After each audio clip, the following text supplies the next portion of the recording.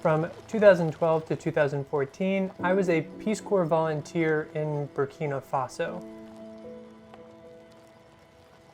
For those of you who don't know what Peace Corps is, it's an organization run by the United States government. The idea is that Americans are sent over to countries that welcome these volunteers, that they partner with the country, and the volunteers are supposed to help in various capacities. You have health volunteers, education volunteers. I myself was an agricultural business volunteer. It was community and economic development.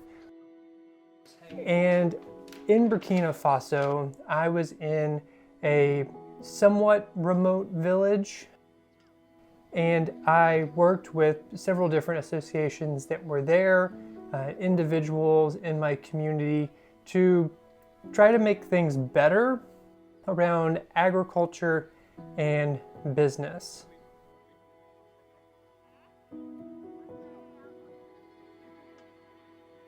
I learned French during training. You do 3 months of training before going to your site to be a volunteer.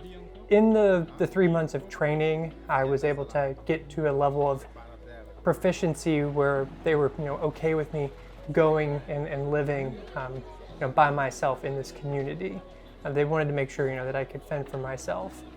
I definitely wasn't great at French at that point, but I could speak enough to get by.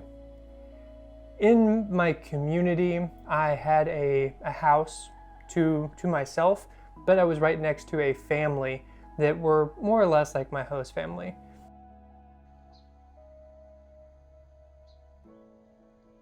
My house in Burkina Faso didn't have electricity, didn't have running water. It was a cinder block building. There were like 2 large rooms, and in the center was a bathroom. I did have a toilet that I could pour water into to flush that toilet. I had a drain in my house so I could take bucket baths inside and not have to go outside. And showering both indoors and being able to go to the bathroom indoors was nice, particularly during the rainy season.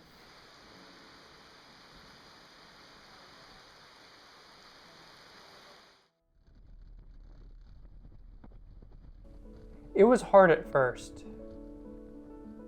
Being in a new place, speaking a new language, and feeling that I couldn't communicate.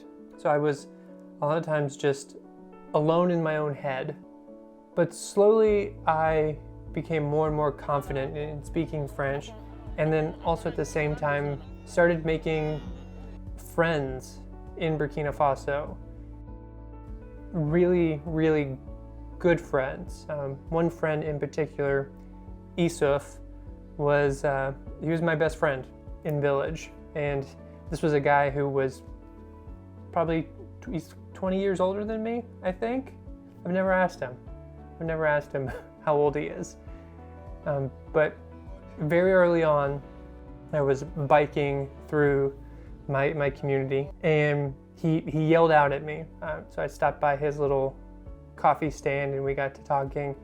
And pretty much from that point forward, I spent a lot of my service there with Issouf in his courtyard, sitting under the mango tree and just talking to the various people that would come by. Mes arrière-grand-père, c'était ici le poudrier, le forgeron, tout ça. Now I come from I guess somewhat of an agricultural background. I grew up farming, having a very large garden where we would grow produce to sell at the farmer's market. And I thought, well, I can take some of the things that I've learned and some of the things that Peace Corps has sort of taught me, and I can bring them to this community. That was very naive of me to think that this 24-year-old could come into this community of people who have been, subsistence farming for generations, hundreds, thousands of years, and teach them something that they didn't already know. But what I was able to do was connect with other people in the community who were leaders in their own right, and help give them a platform and a voice to do the work that they were going to do. Because honestly, if I put together a program or event, some people, more people, would maybe come to it than otherwise would. I don't know if it was just out of curiosity to see what the big tall white guy was up to. I realized that, and I tried to use it to my benefit in partnering with other people in the community.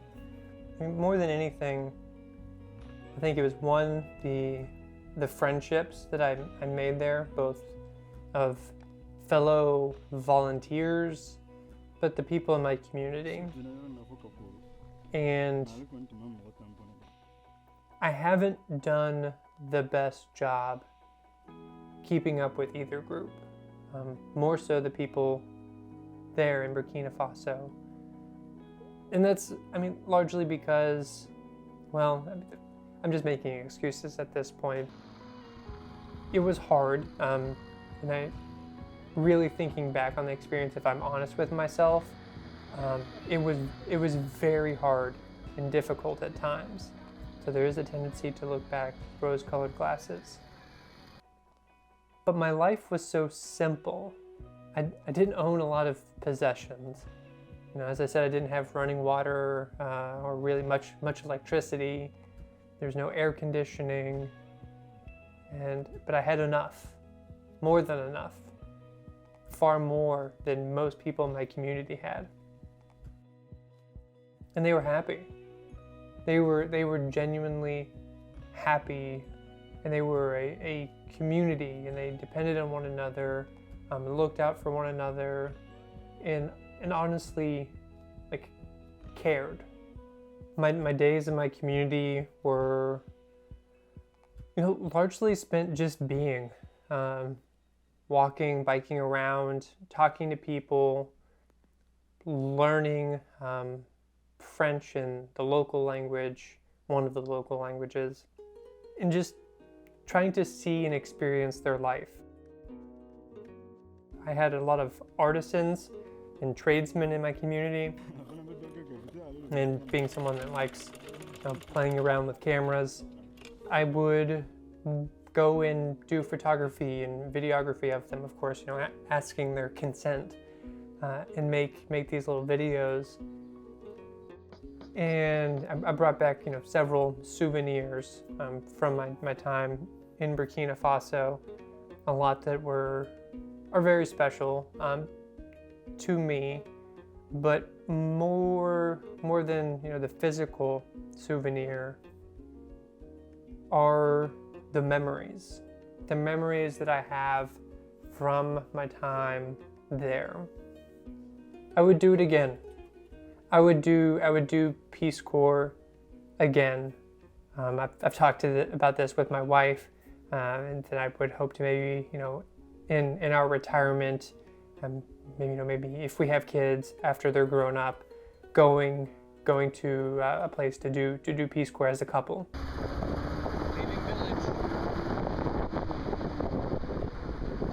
I hope you enjoyed this short video about my Peace Corps experience. It's hard to encapsulate 2 years of experiences in 10 minutes and my reflections on those 2 years, but this is just a taste of my experience. If you want to know more about my actual Peace Corps experience, I did write a book about my service. I'll link to it down below if you're interested. But more than that, if you're interested in Peace Corps and the experience that volunteers have while serving abroad, I actually had a podcast that I did for 2 years, more than 100 stories, interviewing other volunteers. It's called My Peace Corps Story. I'll also link that down below. It was really fun looking through all the footage that I included in this video.